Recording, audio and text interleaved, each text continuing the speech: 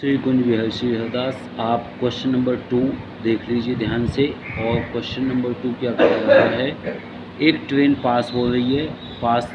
Train ने पास किया एक ब्रिज को 800 मीटर, दूसरे ब्रिज को 400 मीटर की को 100 सेकंड में और 60 सेकंड में। तो कुल मिला के अपनी ट्रेन ने डिस्टेंस भी साथ में मेजर की होगी, लेंथ भी अपनी पास की होगी। एक ट्रेन जो 800 मीटर के ब्रिज को पार कर रही है तो अपनी लेंथ को भी तो पास करेगी, तभी तो ब्रिज पास किया हुआ माना जाएगा। यानी कि जब 400 मीटर के पुल को पार करेगी तो साथ में अपनी लेंथ को भी पार करेगी। तो 400 metre plus L, 800 metre plus L, ये डिस्टेंस उसने ट्रेवल की कितने 100 सेकंड में। यानी कि टाइम गिवन है और डिस्टेंस गिवन है। डिस्टेंस अपॉन टाइम क्या हो जाएगी, स्पीड, और स्पीड उसकी जो है सेम रहेगी respectively the length of the train. अब ट्रेन एक ही है, एक ही स्पीड से चल रही है, इस विषय में कुछ बताया नहीं है, लेकिन ये हकीकत है कि वो ट्रेन सेम ही चल रही है। इस तरीके से माना जाएगा कि वो ट्रेन सेम स्पीड से जा रही है, वही ट्रेन जा रही है, एक ही ट्रेन जा रही है, तो उसको सेम डिस्टेंस स्पीड से माना जाएगा। अदरवाइज उसकी स्पीड डिफरेंट होती तो वो ज़रूर बोलता। और यही एक कांस्टेंट पॉइंट है जो ना बदलने वाला है, उसी से इसका आंसर निकल सकता है। अगर वो भी चेंज हो जाएगा तो काम नहीं बनेगा। कुछ चीज़ें चेंज होने वाली होती हैं और कुछ चीज़ें ना चेंज होने वाली होती हैं। जो चीज़ें बदलती हैं उनके साथ में जो चीज़ें नहीं बदलती हैं, कांस्टेंट हैं, उनसे ही बदलने वाली चीज़ों का पता किया जा सकता है। तो हमें यहाँ पे एक चीज़ 100% कांस्टेंट है, श्योर है कि उनकी स्पीड जो है, एक ही ट्रेन है तो सेम है, और उसी सेम स्पीड को हम एक दूसरे के बराबर पुट करने के बाद S1 S2 के बराबर हो जाएगी। तब इस क्वेश्चन को सॉल्व करते हैं। आइए प्यारे बच्चों, हम चलते हैं इसके सॉल्यूशन पे।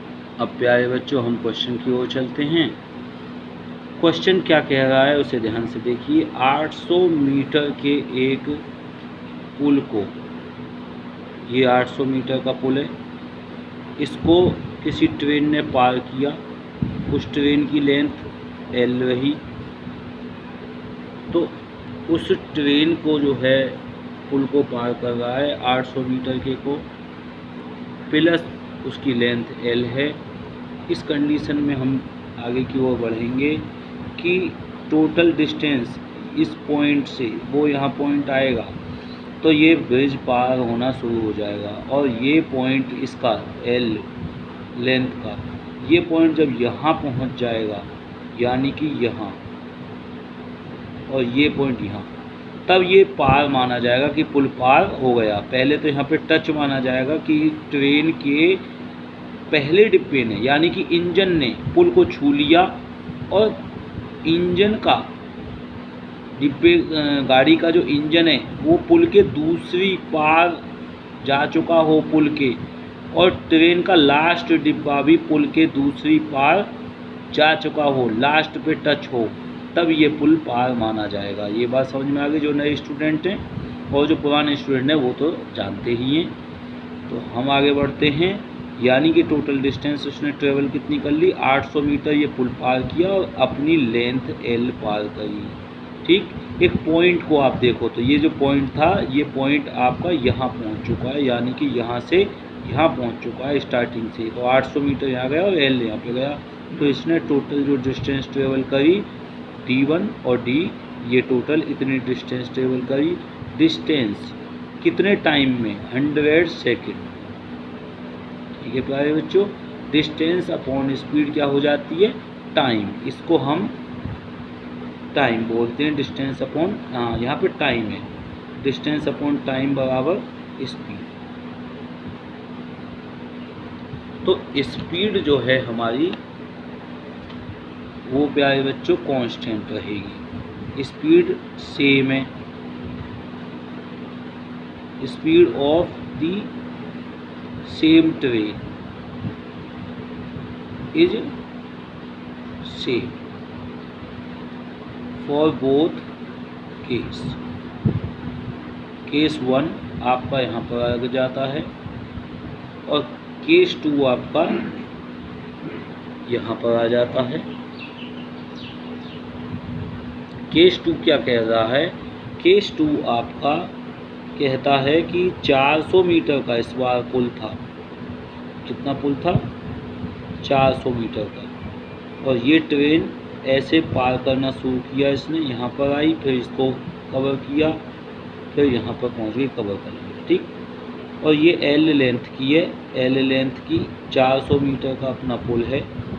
इसको पार करने के लिए समय देगी, तो 400 प्लस एल और टाइम कितना लिया? 60 सेकेंड। तो यानी कि ये है आपका टाइम और ये है आपकी डिस्टेंस। डिस्टेंस अपॉन टाइम बराबर क्या हो जाता है? स्पीड। अब आप ध्यान से देखिए कि एक स्पीड ऊपर है और एक स्पीड नीचे है, यहाँ पर और यहाँ पर। स्पीड S1 बराबर होनी चाहिए S2 के, क्योंकि सेम ट्रेन है, ट्रेन सेम है। जब सेम ही ट्रेन है, सेम स्पीड से चल रही, तो दोनों की स्पीड कांस्टेंट होगी, समान रहेगी, इक्वल रहेगी, तभी ये क्वेश्चन सॉल्व हो सकता है। अदरवाइज ये समस्या जो कि त्यों बनी रहेगी। समस्या में, समाधान में, हल पूछने में, सॉल्यूशन पता करने में, किसका समाधान इस समस्या का पता कर रहे हैं, तो वो समस्या ठोस होनी चाहिए, कांस्टेंट होनी चाहिए, टिकाऊ होनी चाहिए, परमानेंट होनी चाहिए, तभी उसका आंसर मिल सकता है। जब उसकी सॉल्यूशन ही जो है कांस्टेंट नहीं होगा, उसकी प्रॉब्लम ही कांस्टेंट नहीं होगी, सॉरी, तो उसका सॉल्यूशन कैसे निकल सकता है? प्रॉब्लम ही बदल रही है। तो सॉल्यूशन किसी क्वेश्चन का उस आधार पर निकलता है जब वो प्रॉब्लम ठोस होती है, कांस्टेंट होती है, पक्की होती है, मजबूत होती है। और जब कोई समस्या ही नहीं है तो उसका समाधान क्या है? अगर वो पक्की समस्या है 100%, वास्तविकता में वो बहुत गहन समस्या है, तभी उसका समाधान किया जा सकता है। तो अब हम आगे बढ़ते हैं, स्पीड 1 और स्पीड 2 को बराबर रख देते हैं। सवाल हल हो चुका। 400 प्लस एल बटे 60 बराबर 800 प्लस एल बटे 100। सॉल्व कर लीजिए। 2 पंजे 10, 2 तिया 6, 5 से मल्टीप्लाई करो, 5 चौक 20, यानी कि 2000। और 2000 के बाद में आप आएंगे